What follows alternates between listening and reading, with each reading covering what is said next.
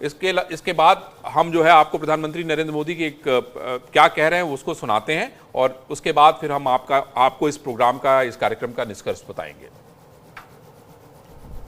एक प्रधानमंत्री जन धन योजना, इस प्रधानमंत्री जन धन योजना के माध्यम से हम देश के गरीब से गरीब लोगों को बैंक अकाउंट की सुविधा से जोड़ना चाहते हैं और हर सांसद 16 तक अपने इलाके में एक गांव को आदर्श गांव बनाए। भारत के सपनों और आकांक्षाओं को पूरा करने से कोई भी बाधा अब हमें रोक नहीं सकती। हमारी ताकत हमारी जीवटता है, हमारी ताकत हमारी एकजुटता है, हमारी प्राण शक्ति राष्ट्र प्रथम सदैव प्रथम की भावना है।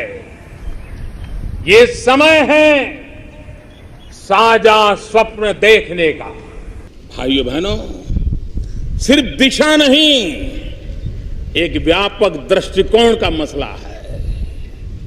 सिर्फ रूपरेखा नहीं, ये रूपांतरण का संकल्प है। ये लोक आकांक्षा, लोकतंत्र और लोक समर्थन का त्रिवेणी धारा है। ये मति भी है, ये सहमति भी है, ये गति भी है और प्रगति का एहसास भी है। और आज विकास के पिरामिड में हमारे देश का दलित, पीड़ित, शोषित, वंचित, उपेक्षित वो वहां पर बैठा हुआ है। हमें पिरामिड, विकास की पिरामिड की इस नींव को मजबूत करना है ताकि फाइनेंशियल इंक्लूजन के द्वारा अगर वो ताकतवर होगा तो विकास का पिरामिड कभी हिलेगा नहीं। कितने ही झोंके क्यों ना आए, उसे कोई संकट नहीं आएगा। पीढ़ियां निकल जाती उस गति से ऑप्टिकल फाइबर हिंदुस्तान के गांवों में पहुंचाने के लिए। ये रफ्तार, ये गति, ये प्रगति, ये लक्ष्य, इस प्राप्ति के लिए हम आगे बढ़े हैं। भाइयों बहनों, देश की अपेक्षाएं बहुत है, देश की आवश्यकताएं बहुत है और उसको पूरा करना सरकार हो, समाज हो, केंद्र सरकार हो, राज्य। 10 हफ्ते के भीतर भीतर ही अनुच्छेद 370 का हटना, 35A का हटना,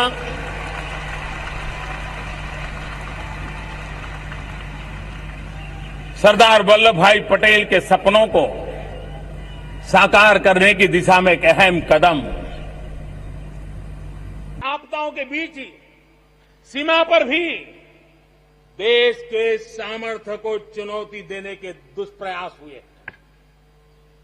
लेकिन एलओसी से लेकर एलएसी तक देश की संप्रभुता पर जिस किसी ने आंख उठाई, देश की सेना ने, हमारे वीर जवानों ने उसका उसी की भाषा में जवाब दिया। हमारे वीर जवान क्या कर सकते हैं, देश क्या कर सकता है। आपदाओं के बीच ही सीमा पर भी देश के सामर्थ्य को चुनौती देने के दुष्प्रयास हुए,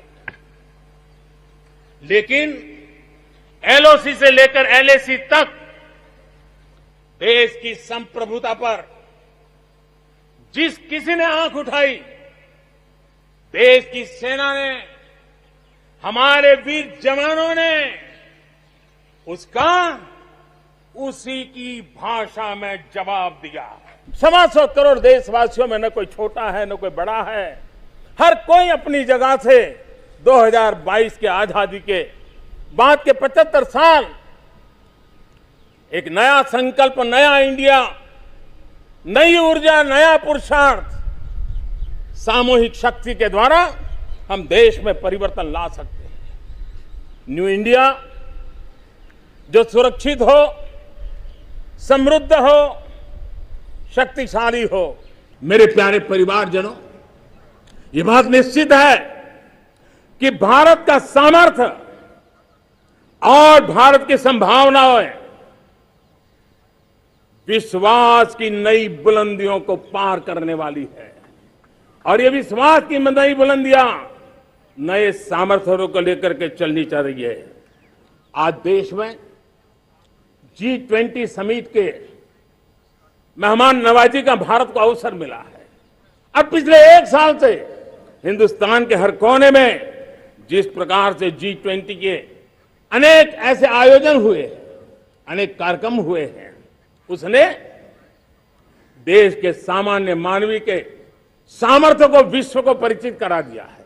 और स्वतंत्र भारत 75 साल की यात्रा के बाद एक नए मुकाम पर बढ़ रहा है, तब हम कोई कोर कसर न छोड़े।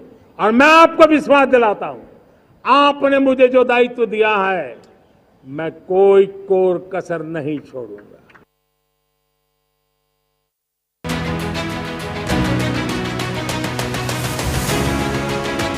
ये बात निश्चित है कि भारत का सामर्थ्य और भारत की संभावनाएं विश्वास की नई बुलंदियों को पार करने वाली है।